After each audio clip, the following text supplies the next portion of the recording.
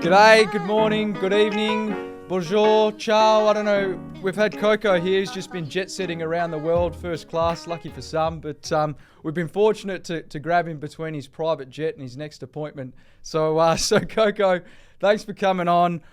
RIXX Eyewear, Coen Rodgers, one of the, I guess, fastest growing, if not the fastest growing independent eyewear company here in Australia. Been fortunate enough to get an unreleased copy here on my eyes today. This will be the first podcast I've ever done it with. I've been a massive supporter of Coen and his business since it first started, and I think he's doing some wonderful things. And for us that don't know, it's RIXX Eyewear. It is currently blowing up, hence the reason Coco is getting around the world. He's checking in with his influencers, and I guess it's great to see one of the lads hustling and actually getting it done. So, Colin, thank you so much for coming on. Thanks for having me, mate. You're looking sharp in the new Sohos. I know you're ready to run those up in Europe in a couple of weeks, which would be very nice for you. Mate, honestly, I'm going to get a couple of snaps. It'll be all over the RIXX. Can't wait for it. But, Coen, first and most important, tell us a bit about yourself. Yeah, thanks, mate. Well, yeah, local Freo boy, sort of grown up next door to each other, haven't we? So yeah, just growing up in local in Freo, small. My parents have always had their own small business sort of thing, so I've sort of taken that sort of route and sort of went through uni like everyone does, told to do accounting and finance, same as you, but that was never for me. So ended up always wanted to do my own thing and sort of fell into Sunnies like randomly in fashion. So got the Sunnies brand, which we've had going for about nearly 8 years, which is sort of flown by, but yeah, that's it, mate. Sort of grown up with the business, to be honest. I started the idea when I was about 22 or something, and sort of the business has evolved and so have I as a person. So, yeah, thanks for having me, mate. We've probably done this a million times together, just talk and pump about business. But you know what's funny is that it's taken us about 6 months to get in the same room with like all our massive ideas, and we can't even get in the room together and talk. But now we're here. So well, that's the problem. When you're flying around the country and the world, mate, it's hard to lock you down. No, I'm just taking a leaf out of your book.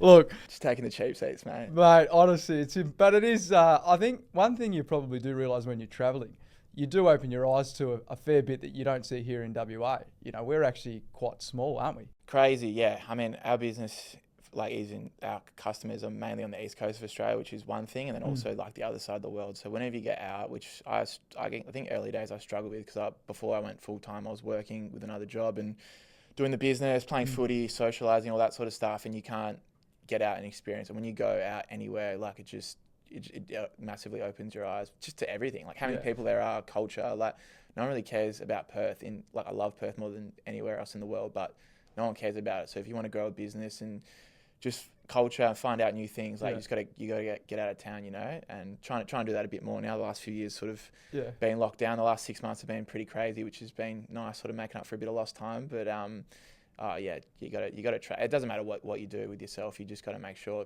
once, twice a year, just get out. Plan it, get out. I think particularly in your business. So obviously, fashion really is the business you're in, and every country has its own style of fashion, I guess. And every season that changes. So you have to be ahead of the curve all the time, right? Yeah, you do. And the beauty of our business in Sunnies, we got a little bit more time than sort of clothing and stuff like that. So Sunnies will last a bit longer. And there's a lot of brands out there that are a bit more, a bit crazy with the colors and the styles. So they're a bit more on point with like certain celebrities, stuff like that. And you might only get like a 6-month window for certain products. For us, our motto is sort of classic and timeless. So we literally try and make Sunnies that will honestly last forever. Like obviously nothing does, and certain things change here or there. Like we've got a couple of pairs we've had since we started 8 years ago that are sort of early days. They got us through. They're not as popular now, but without them we wouldn't be here today. And then certain other styles that have been pumping for 4 or 5 years, and then a couple of our best sellers are only 2 years old. So you got to evolve, obviously, like everything, but for us, it's good to be able to evolve, but also build on instead of just, getting rid of things and just replacing. I'm a bit of a hoarder with our stock. I want to just keep building on it, have a variety. You shouldn't really try and, not everyone's your customer, but I try and sort of build as many in as possible, just, fit all sort of heads. Yeah. Particularly with some of our mates, mate. There's some big, big heads. Yeah, we just literally brought out larges this year because, there's two of us, my business partner Tommy and myself. So we're sort of similar in sort of, you know, the things that we like, the way we dress, the sort of like our sizes and stuff like that. So we've always made sunnies for ourselves, you know. So been trying to evolve that. Obviously with women's is a bit harder to get some of the girls to help us in the team and stuff like that to involve that. And then, you know, all of our mates are big European, Italians and Croatians, big heads. So now I'm finally got the sunnies and they've been blowing up. So I was like, should have done it 5 years ago. Right. But yeah. I'm not surprised, to be fair. Yeah. Because when, you know, I think I've actually got quite a small head, believe it or not. But when you look at some of the other fellas and they've got these little glasses on, you go, mate, they're just they're just not for you. Yeah. So yeah, brought out the largest, which has been pumping. So that's just like one of those things. You just got to adapt when you get the feedback, the commentary. The quicker you are to sort of jump on things, like the better it'll work out for you. Or test and trial, you know. Yeah. So talking about adapting, obviously. When you first started the business, as you said, your accounting and finance background, you fell into sunglasses, and you know the market changes all the time. How do you adapt, particularly when you've got overseas supplies? Because it's not something that you can just go back to the workshop and go, right, lads, you know, we're going to change this up. Let's get into this design. How do you find that? Yeah, that's probably the art of the job, because sunnies is so much more difficult than a lot of other fashion products because they just take so long. Like, so if we hit the button on like a full reorder of product that we've already made, so like our factory is full blown, know what they're doing, it'll still take about 3 or so months. So where clothes you can honestly get maybe in 2, 3, 4, 5 weeks sort of turnaround. So forecasting is a meltdown. Like, you get something in that's slow, like you sort of got to get rid of it. You get something in quick, you got to jump on it. Otherwise, you're literally going to be out of stock. And I mean, a good and bad way, the last 18 months have been going really well, but we kept selling out because we just couldn't, we haven't been able to feed that sort of speed into it. So we've kept lumping sunnies and keep getting them in, but we keep selling out, which has been a nice thing. But now we're just getting more and more aggressive with our ordering to make sure that we're not selling out, especially over the key periods. But yeah, you've literally just got to act as quick as possible, like anything, but you just got to be aware that things take time, you know? So like just being a bit smarter, like having backup plans for designs and stuff. Like, we'll design a heap of sunnies every sort of year. And now that I've done it for so long, I know that we'll probably get 1 winner, 2 that'll go pretty good, and 3 that I probably won't even order. So we'll sort of be able to order and sample them. So where I'm at now is sort of having all that ready to go as far as I can in advance. So you got all your samples, you got to get them all drawn first, get them all engineered, then get samples, and I'll get samples in, you know, popular colors, so I can literally have them to touch and feel. Where early days we didn't know what we're doing. I had to just order off a drawing, take a punt here or there on new colors. We've never seen them, but we sort of had to. Otherwise, we would have been stuck with no product. Versus now, it's like we've got our core stock, works really well, introducing new colors and bits and pieces here and there. But now I can sort of be aggressive with the sampling on the side and have it ready to go. So if something goes good, I've got another pair that it's going to be sort of, I know that customer will like a similar pair, so we can pull the trigger on something like that as well, if that makes sense. Yeah, of course. And obviously feedback to you is then critical, right? Feedback's critical, which is super interesting because it's like you get the feedback, which I find there's two types of feedback, and luckily like you and I have got really good family network mates, that's enough to put them in a room. I literally drive around in my car, like show all my mates that I think have a good sense of, that would be like our customer, the RIXX customer, and be like, you know, would you like this? Or not even would you like, I'll just put them on the table, let them grab and touch and feel. If they all grab them the same one, you're going to order that one. If they don't touch the other one, don't worry about it. But then at the same time, when you bring something out, like in e-com, like you have stats on stats on stats. So like you get the click-through data, which also tells you instantly whether it's going to work or not. You know, because even things like you can do surveys with your audience, and you start to be a bit more clever with how you sort of test. But yeah, so you got the online data to sort of give you instant feedback, and then you've got like literally the arms and legs and eyes and seeing it visually, how people react, and you got to get the balance of the two. Find the right balance. And then how does the influencer piece then fit into all of that? Because obviously they've got their own brand, they've got their own fashion style. You give them a set, they go, I'm going to get on this. Do you find people then often buy because, you know, Odell Beckham is wearing it, or how does it work? Yeah, well, to be honest, these days, I mean, we've been doing it for 8 years, so the influencer and Instagram game has like changed so much, and it changes literally all the time. So for us, I would say influencers are essentially dead. It's all about like your content, which you can use influencers to make good content for your brand. But these days, people just like, they would rather, you know, see me and you hanging out, or see my business partner Tommy, like he's always showing people behind the scenes. He's got his own podcast as well, so people care about what's going on in the story, more the low-fi stuff versus just some influencer, you know, saying, "I like these sunnies," when in reality, everyone knows that they're probably going to go through 10 pairs of sunnies in a week. They're going to go through different clothing brands every day, so they sort of lose a bit of touch. They've lost a bit of touch with the audience, as well as probably just not being shown as much to the audience. But don't get me wrong, there's still a lot of like really good influencers out there that work, and for our product and our audience, it doesn't.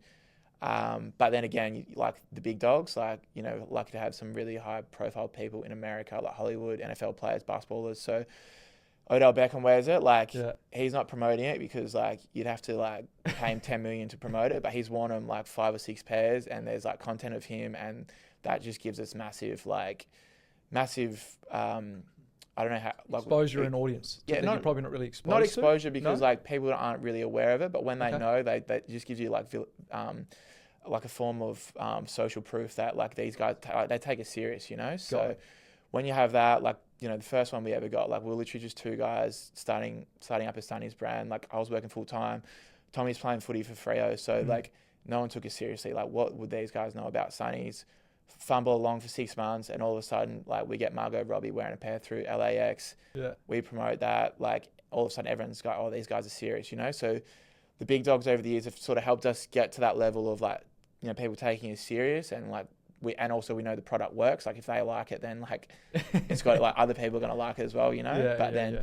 That's a different level. Then like your sort of mid tier influencers don't really work as well for us. But luckily, I guess the reason we sort of got into it was that sort of model initially, like 8 years ago. So Tommy was playing footy at Freo, so we just used the AFL network to like really like give us a boost into it, and then we'll sort of like, you know, take off on our own feet. But still, the AFL players for us have been massive support. Like early days, they were, you know, Tommy was hustling them. They were buying them. We weren't even giving them away.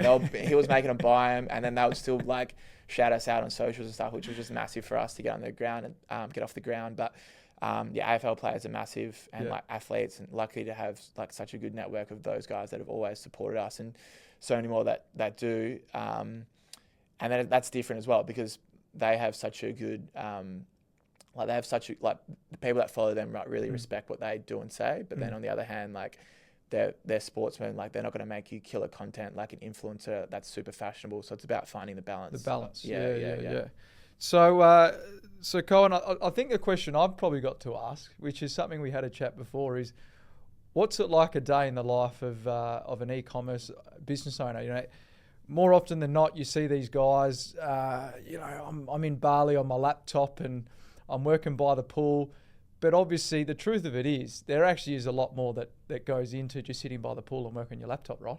Yeah, I mean, I feel like, you know, I'm just literally constantly putting out fires. That's my day-to-day job. I've got a really, really good team, and that's taken a long time to get the team really good, really nuclear on the same page with everything. And I let them all sort of excel at their own individual jobs. And then for me, it's just like putting out fires. So production, for example, like I probably have 3-4 phone calls a day at the moment about that. And that's just making sure everything's smooth. And that's things going good, you know, and that's either if it's reordering, making new stuff, samples, just making sure the deliveries are on time, like getting them in and out of the office, like just all the production sort of things. I mean, our marketing is, you know, nearly like that's how we function, you know, so making sure the marketing system is just like smooth, like every day. What are we spending on ads? How are our ads going? How's our content going? Our marketing calendar is like just as important. So obviously we have our core product, which goes really well, but we need to keep bringing out new product to keep it fresh. So making sure it all aligns. Like our product's got to be here, our sample's got to be here, who's shooting it, when's the content getting rolled out, who's editing it, is it good enough, like email marketing, SMS, all our meta ads, all that sort of stuff. And then obviously just managing the rest with the team, like, you know, with the team with even just the small things like the packaging and the customer service, like that's sort of under control, but there's always something that pops up that I need to handle that some of the team hasn't seen before. So all that stuff, all our reporting on sale, like, you know, just because if something starts going good, as I said before, we sort of got to jump on, you know, reordering it or whatever. So, and then for me, like all year round, I'm just planning for sort of Q4 because sunny's ultra seasonal with summer, especially in Australia. And then that's the frothiest time of the year, you know, with Black Friday, Christmas, it's just like a big you know, combination of all that. So my head is just making sure that for Q4 we're just like locked and loaded. So Yeah, so you just can't sit on the boat all day. Mate, drinking piss. that's a myth, mate. Yeah, Are you sure? I'm at the I watch your stories. That's fake. Maybe one day a week, but yeah. Nah, you got to have balance as well. You know, it's like, I mean, you know, it's like you got to work almost. If I'm not doing anything exciting, I'm at work. Whether it's Saturday, Sunday, I'm in the office. Probably same as you. It's all the time. But if it's a good Friday and there's nothing on, like I'm happy to go to Roto with my old man and have a good day. Or if like my granddad wants to play golf, like I'm going to take those opportunities, you know. But then if the weekend the boys aren't doing anything, I'll be there on Saturday because you know, you don't have enough time to do everything. So you got to keep pushing. Well, yeah. And in business, particularly as business leaders, it doesn't stop. Yeah. Like you are always evolving, or there's always something, or you hear something and you're not going to go, oh, I'll get to it on Monday. I'll put it on my list. Nah, man, you're straight into it. Right. That's something I want to talk to you about as well, because I find that a like massive hard thing to get my head around still is like I go into work every day and I've got like my to-do list, which like I'm a bit of a hoe for a to-do list. Like it's just like short, sharp, like what do I need? But that's like the ultra important, ultra urgent stuff. And then you've got like the mid-tier stuff, like what's creeping up in the next 3-4 weeks, like making sure stuff's actioned.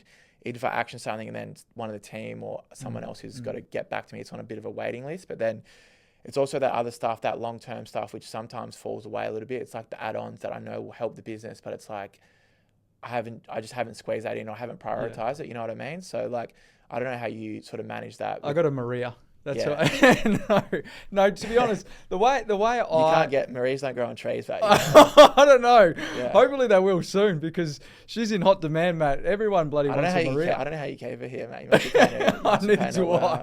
I don't know. I must have the gift of the gab. Yeah. No, to be honest, the way I tackle it is everything is a priority until it's not. Right. So you sit down and to be honest, I've got a to-do list. And my to-do list is either via, Outlook or alternatively just a hard to-do list, writing things on paper because there's a lot of power in that.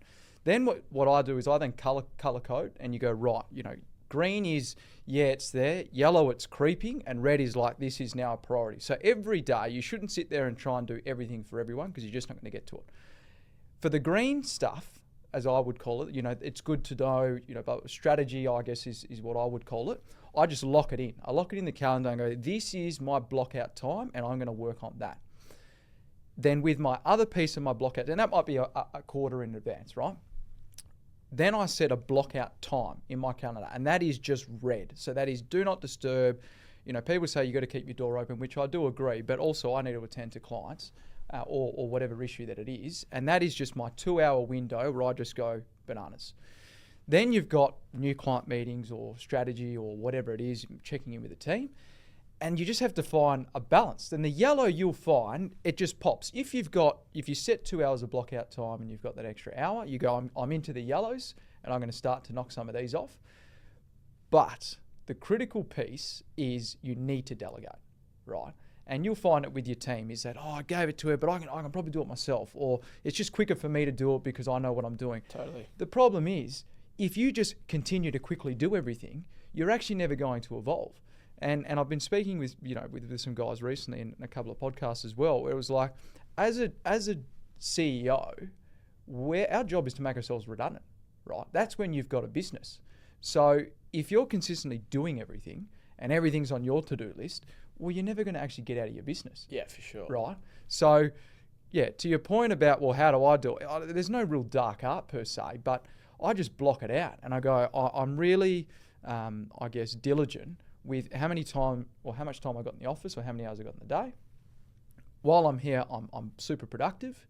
And then while I'm on the weekend, you pick up the laptop because you'd be amazed what an hour uninterrupted on the weekend can do for us, right? I find that interesting. I really like, it's a bit rogue, but I really like, if I don't have anything on, like, don't get me wrong, I'm super, me and you, we're the same, super social, like, we're out and about, like, whatever we can do will be on the weekend. But if there's nothing going on, I actually like going to the office and locking in because, one, like, no one's going to hit you back. So you can fire out 1,000 emails and no one's going to hit you back, But the other thing is I actually find on the weekend, I don't know, some sort of, like, mental thing that I've got is that, like, when I'm there, I'm probably working on those more creative, longer term things. Like, I'm not doing the day-to-day stuff or, like, short, like, boring stuff that I, like, urgent stuff that I need. It's more just, like, a bit more open lens and sort of see what else I can think about. I don't know, just a bit of a flow state on the weekend. It's just different. But it's probably the environment, right? Yeah. Because you're in an environment where you're comfortable, your phone's not buzzing, people aren't calling you, you haven't got 45 emails, and you can think. Yeah, I couldn't agree with you more. My weekends, if I'm not hanging out with the lads, I'm studying.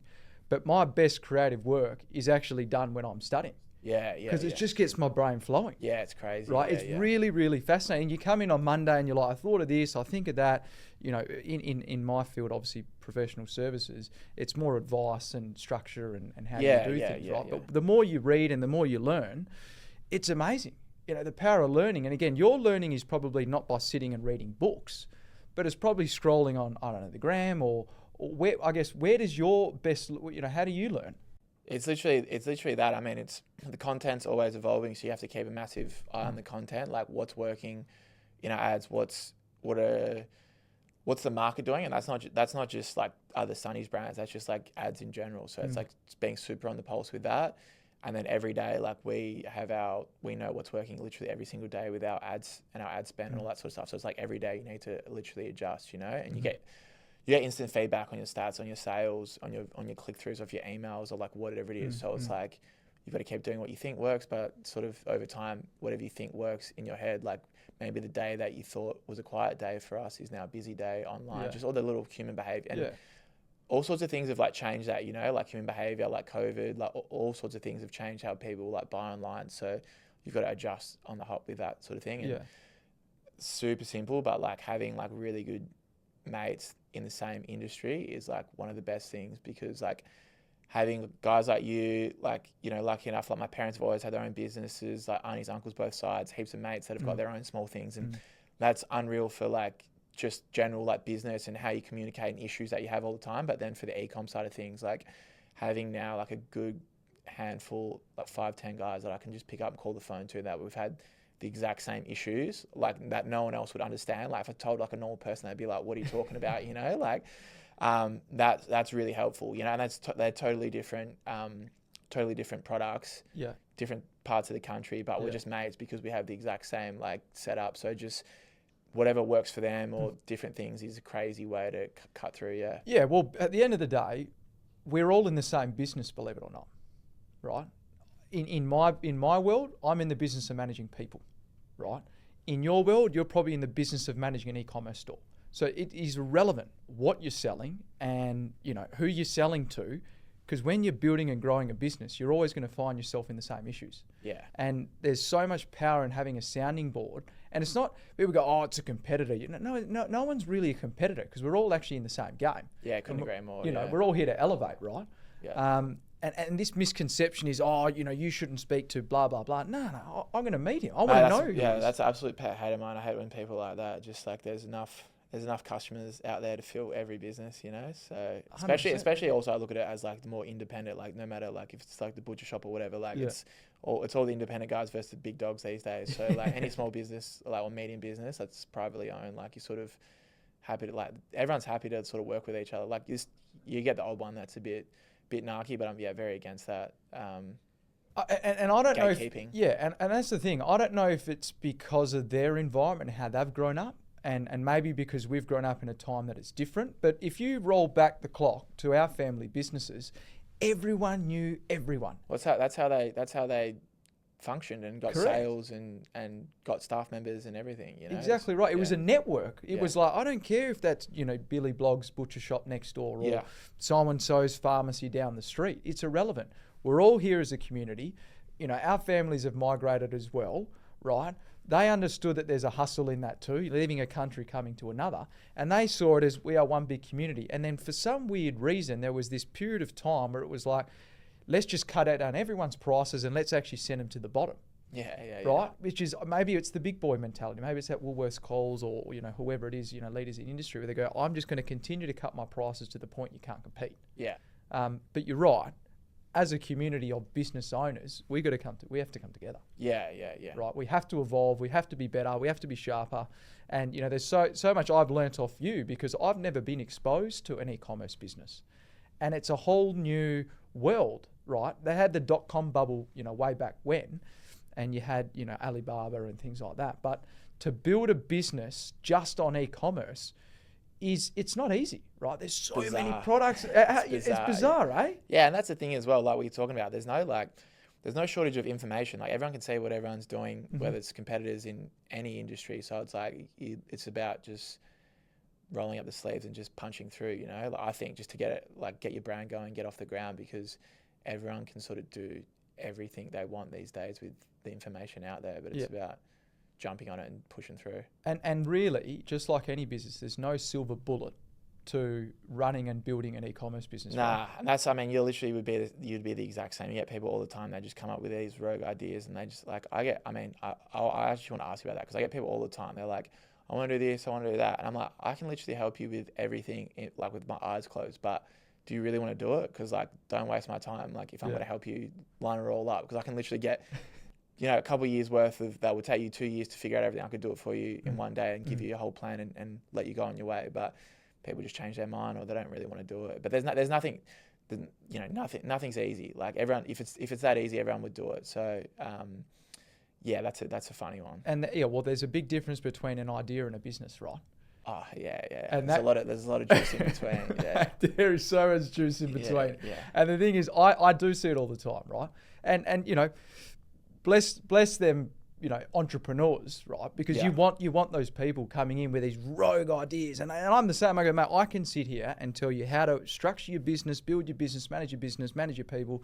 We've done it, right? Yeah. But are you actually in it? Are you really in it? Because when the going gets tough, are you actually going to keep going? Is one of the things that I often say. It's cool, glossy lights, wearing sunglasses, taking photos on boats. Mate, if only you knew what went into that, right? Yeah, mate, yeah. Like, people wouldn't do it. If people had seen the shit that I've done, they just would, like, most people probably would have given up, Correct. Or just like not got started, because it's like but it's also a barrier to entry. Like once you get over that hump, like it gets easier, it's just strange, because you think the bigger you get, like the more problems and that will come with growth. But for me, I find it a little bit easier in a way, because you have the runs on the board, suppliers a bit easier, like you can start like reducing costs, and you get more information to like play with and stuff like that. But yeah, going back to that, like I totally agree. But also like the opposite, like I wish everyone like would work for themselves in a way. Like I'm almost like a bully to my mates, that if I know that they can go out and do their own thing, I literally will bully them to do it, because it's like once you do it, like it doesn't matter if you're a tradie or like Adam Chico, like artist, whatever. I was so stoked when he like went full time. So just things like that, that like it's better like once they do it. But just there's a difference between taking the jump and just having a few ideas and exactly sort of right. A couple of beers with the boys and telling each other that you're going to take across the world. But I couldn't agree with you more. Chico up by Roe, even Calla recently. I think it's JC Ruggs that he has. Yeah. All the lads are coming together. Even Vinny and all the boys. It's just so good to see everyone giving it a crack. Cal at Mount Solar. Like how many different businesses can we roll off? Right. Yeah. And just getting started. Exactly right. The boys are just getting started. Oh, but that gives me so much joy. Even like Mark Gavs with his security cameras and that, like literally just like he never wanted to do it. He ended up getting made redundant in his job, so he was forced into it, and now like he literally couldn't be busier, couldn't be happier, So that's the thing that like I guess a lot of people don't really know what they're capable of as well, like once they like if you're good at something. Like I don't know about you, obviously like you're a tax guru, but like for me, like I don't have like a set skill that I'm good at. So like when I see people that are good at one thing, like I really want them to like dive deep on that skill, if that makes sense. No, it does. But I think it's short to say that you're not good at a skill. I think your skill is business. Yeah, but and you know how to run and operate and manage and grow a business. Yeah. That's a skill many don't have. I can be a tax guru. I'm not, but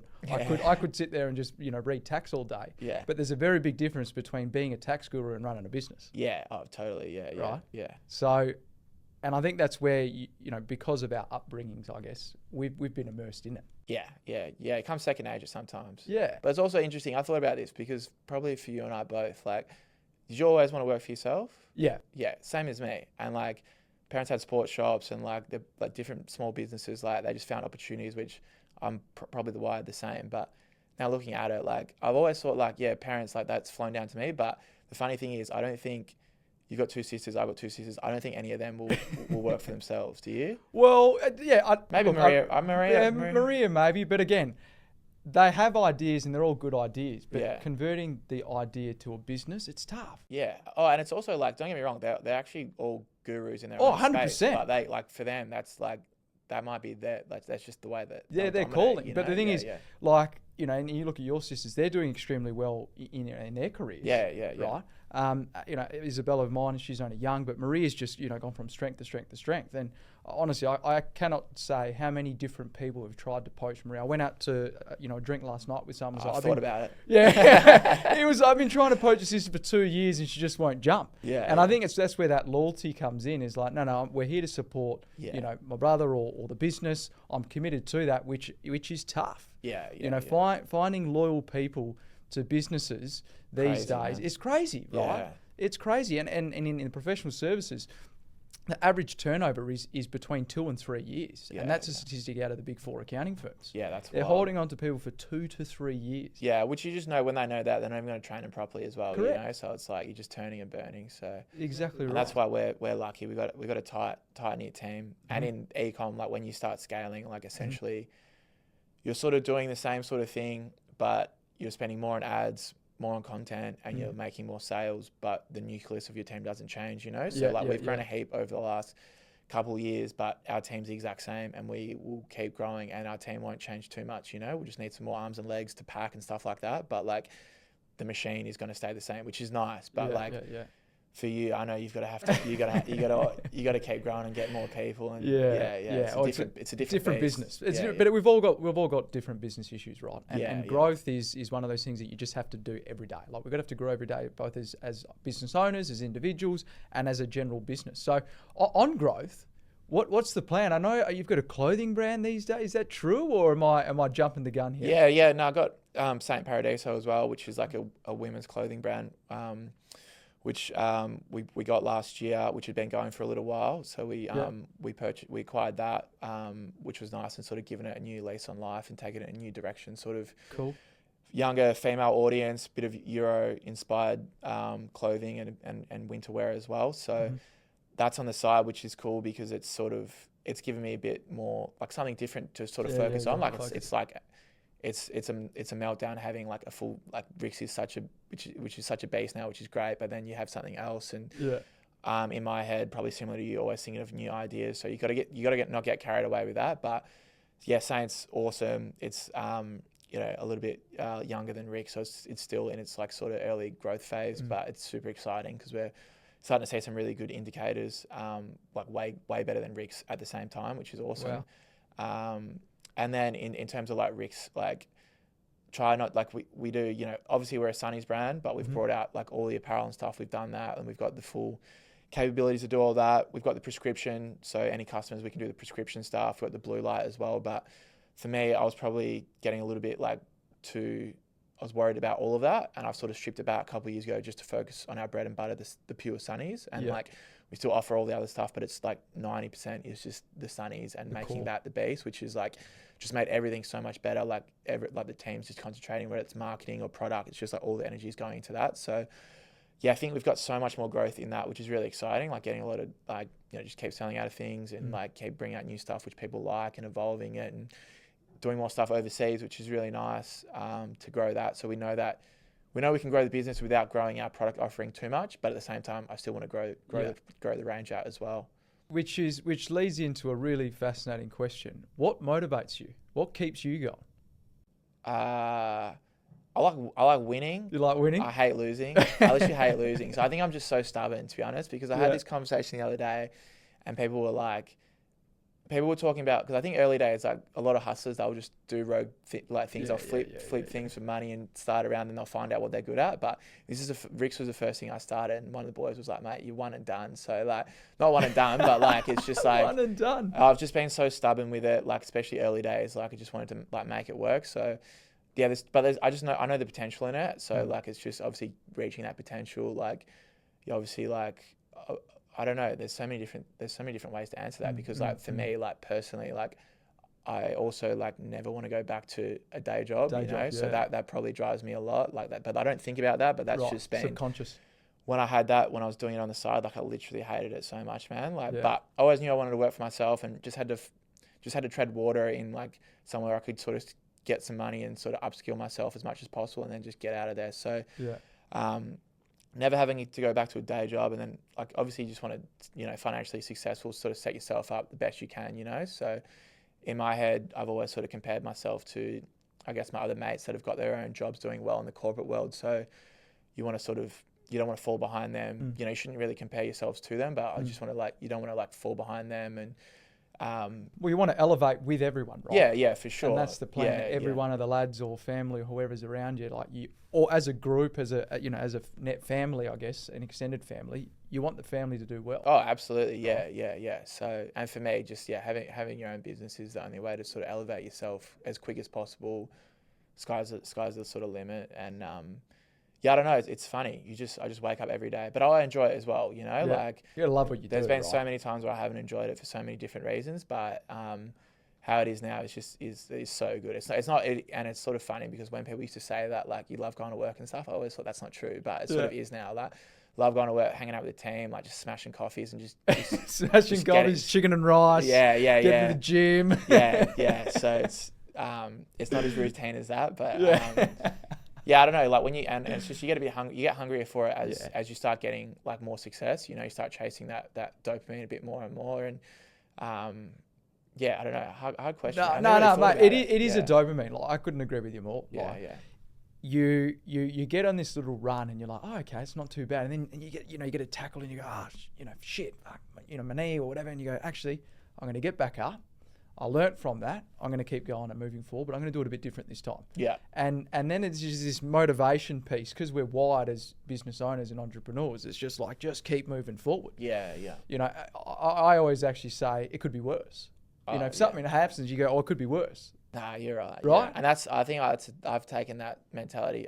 Maybe I've had it I like to think I'm a pretty chilled unit. So something goes wrong, I'm saying I don't really get too emotional. It's just all right, what's next? I think that's probably one of my strengths is I've always sort of got plan A, B, C, and D in my head ready to go in case something happens. Because probably when I started off, I was super cautious of everything. So you're thinking what happens if these sunnies don't work, fall off the boat and they fall in the ocean? I'm cooked, or just the worst things. I've always thought about the worst things, which just sort of helped me sort of plan, I suppose. But nothing's, you can always sort of recover everything. And obviously just being smart, you just sort of de-risk yourself as much as possible. But then again, last couple of years, we've sold out of things when maybe I could have been more aggressive and we would have made more and been in a better position. But that's just learning. You learn every day, and that's it. You learn every day, but you got to actually properly take action on that as well. Whereas I think some people probably sit back and, oh, maybe I should have done that, and they just keep making the same mistake. So so I think there's a big difference between learning and reflection. Yeah. Right. So I think you actually have to first reflect, so you can genuinely go, okay, what went well, what didn't go well, and then the learning comes from the reflection. That's my belief, anyways. I'd like to think I reflect every day. Yeah. As I'm driving, or whenever you get 5 or 10 minutes, because from time to time we do. I sit there and I go, right, what went well, what didn't go well, what are we going to do tomorrow, and how can we improve on what didn't go well? And if you've just got that mindset that's just continuously ticking, when you get to work the next day, it's just game time. Yeah, I don't know for you, but for me, it's put your suit on. That for me is game time. It's that subconscious, click, and I'm like, right, suits on, jackets on, ties on, I'm ready. Let's go. Let's go. I'm actually sort of the opposite. I mean, because I don't have to wear a suit. I'm actually enjoy wearing sports kit as if I'm about to go for a run. It just gives me that bit of energy, it gives me that 10%. If I wear casual clothes, I'm not as sharp, which is rogue. But amazing. Yeah, that's random. But right. Yeah. And look, again, everyone's got their own vice, right? Yeah. And yours is clearly putting your joggers on. Because who knows? You never know.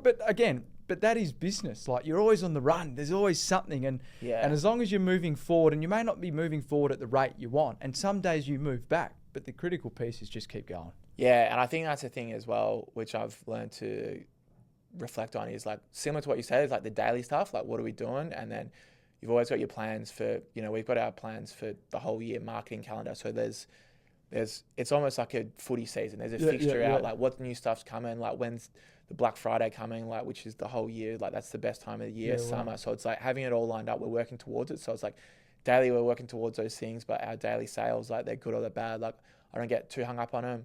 You zoom out a little bit, look at the month, that's good. That's way better than last year. That's good. And just dialing in on everything. So you've got to reflect on your daily stuff and then also reflect on how you're progressing towards your grand finals. Yeah, you know exactly what I mean? right. So which for you is Q4, right? Q4. So yeah, we're heading. We're how many weeks out? Probably 6-8 weeks out now, heading in, or if not sooner. Yeah, super soon. Yeah, So what are we expecting? What are we going to see, mate? Obviously, I've been fortunate enough to get a pair of the smokes. Is there any other big releases that you're going to be dropping, or you've already started? Yeah, you so literally, that, right? you've got the steels on now. So the Yep. Soho steels. So Oh, they're the like steels. yeah, nice blue. Mate, look at these. Check ready to them go out. for Euro. But we just brought them out, and then so essentially over the whole year, like I was saying to you before, we didn't bring out any product, new styles, which was like just for we didn't need to. Like we just worked on our core all year and like restocked everything, doubled down on our content, and we've had a really good year. Good. We brought out our large option, which I was telling you about, which went really well. So as soon as we got that info, like we've sold out, but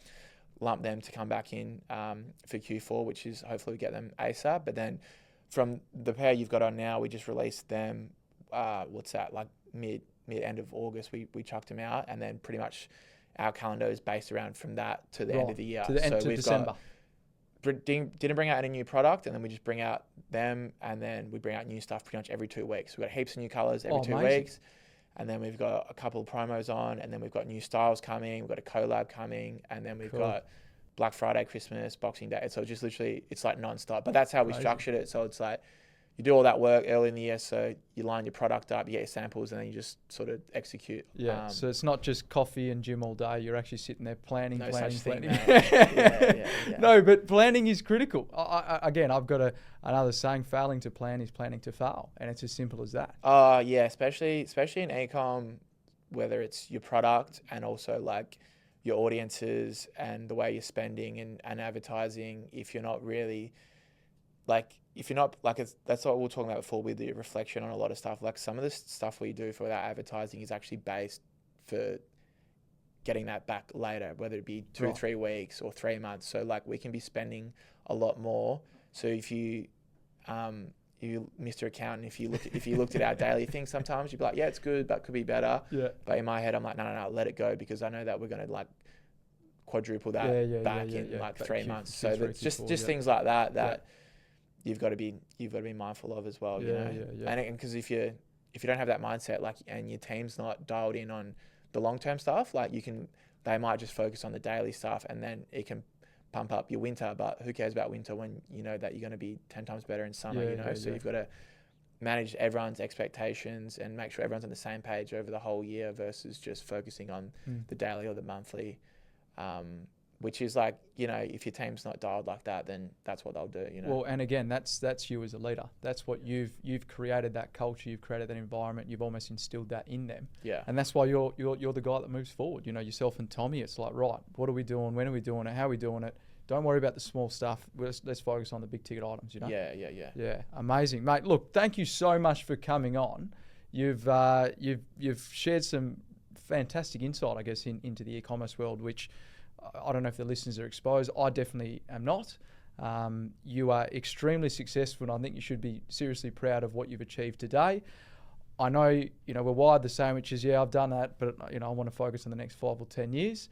But it's been a privilege to have you on. And if anyone hasn't got themselves a pair of RIXX, please do yourself a favour. They are the hottest going glasses here in Australia, mate, in the world. I'm just going to rock these all day. How many pairs of Sohos have you had? Oh, probably 5, if not more. Easy. I was perfect spewing. Customer, mate. You just get pissed and lose it. Honestly, you get pissed and you lose it. And I think I lost the same pair like 4 times. Then I found them again, and I just lost them. I went, you know what? They need to go in the bin.